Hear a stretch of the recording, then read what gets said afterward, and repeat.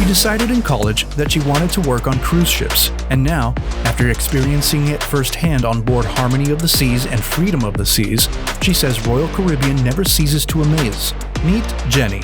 Royal Caribbean has a heart for everyone, especially for its crew. They always have different concepts, innovations, newer ships, and a lot of things for the guests to experience. She completed 3 consecutive contracts on Harmony of the Seas and is currently on board Freedom of the Seas, where she mixes drinks for guests at Playmaker's Sports Bar and Arcade.